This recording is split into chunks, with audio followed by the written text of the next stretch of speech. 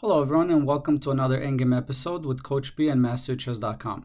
In this video, we're going to go over the positions that involve in Rook and Pawn on the 5th rank versus Rook, where the defending king is cut off and cannot reach in front of the pawn.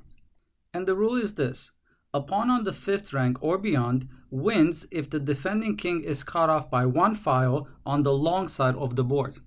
The only time that the defending side will be able to draw is if the opponent king is behind his pawn and he is able to challenge the file that his opponent controls before the king gets next to his pawn. So in this first position, even with black to move here, white is able to win. Even though his king is behind his pawn, black is not able to challenge the rook file right away. After king to e7 and king to h5, the white king reached next to the pawn before black was able to challenge the file. Now, challenging the file with rook to f8 doesn't help anymore, because here white is able to take the rook, and after black captures back and king to h6, white is going to win this game. And I'm just going to fast forward to the moves. And white will promote the pawn and win the game from here. Coming back from the beginning, after king to e7 and king to h5, I do want to mention that checking the king with rook to h8 doesn't help here either.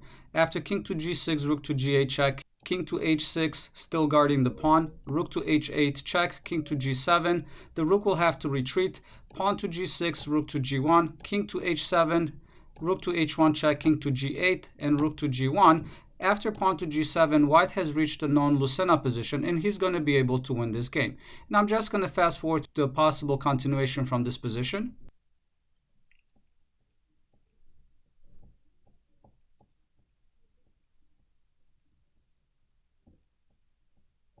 And here, white will easily win this game. And coming back to this position, even if black tries something different, rook to g3, this will not help either. After rook to e2 and let's say king to f6, just to show a different variation, after king to f8, white is winning this game. Black captures the pawn. After rook to f2 check, he is able to win the rook and then also win the game from here. In this next position, it's black to move again. And this position is very similar to the previous position. However, the difference is that the king is not on e6, but is on e7 here. With black to move, black can draw this game. We can see that the white king is behind the pawn, and also black can challenge the file with rook to f8 right away before white gets to move the king next to the pawn. Therefore, he's able to achieve a draw. If here white takes the rook with rook takes on f8, after black captures back, this is a drawn position. After king to h5, king to g7, pawn to g6, king to g8, king to h6, black is able to take the opposition, g7 check, king to g8, and king to g6. This is stalemate and black reached the draw. Coming back after rook to f8, if white plays different here, instead of taking the rook, he's going to move the rook to a2 to start checks from the side. Well, this is not going to work either. Here black is going to reply with king to f7. After rook to a7 check, the king can go to g6. Rook to a6 check, king to g7. If the king moves to h5, the black rook could come to f7 to shelter the black king from the side checks. And now, no matter what white tries here, it's still a draw.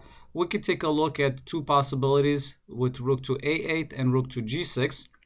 If rook to a8 is played to control the 8th rank, well, now black can simply wait here. He can move the rook to b7, again protecting the king from side checks. And now white cannot make any progress. If he just keeps the rook on the 8th rank, well, black is just going to stay on the 7th rank and no progress is being made. The white king cannot move anywhere. And coming back after rook to b7, the only other option that white has here is moving the pawn to g6. Well, after this, since the pawn is ahead of the white king, this is similar to the Philidor defense.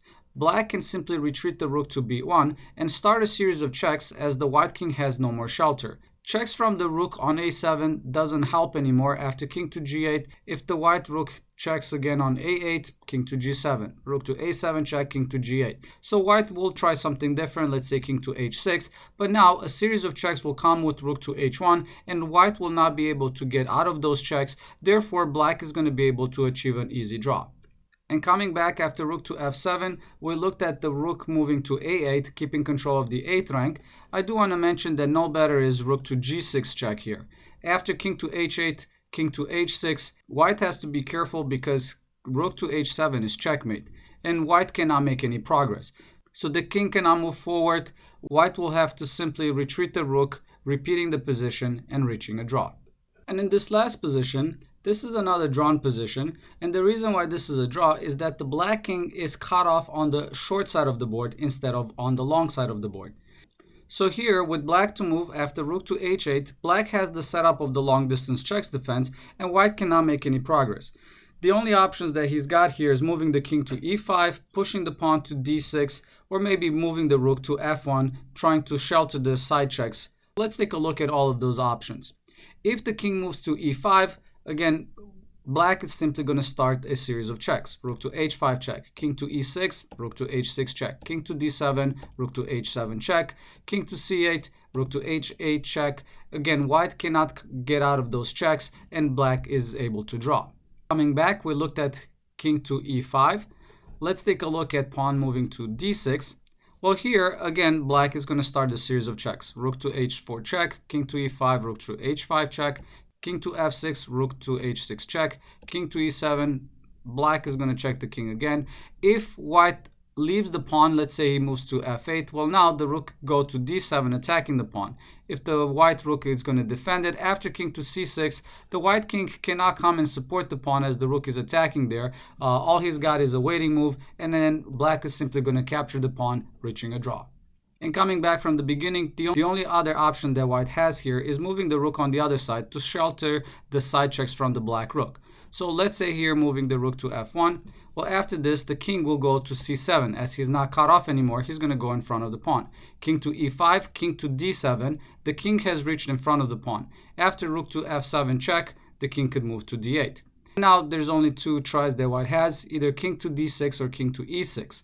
If king to d6 is played, well, now black is going to go to h6, attacking the king, and after king to e5, black controls the 6th rank, reaching the Philidor position.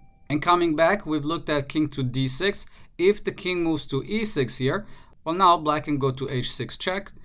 After rook to f6, the rook can simply take on f6. And after the king captures back and king to d7, this is a drawn position. After king to e5 and king to e7, if we fast forward, stalemate will be achieved.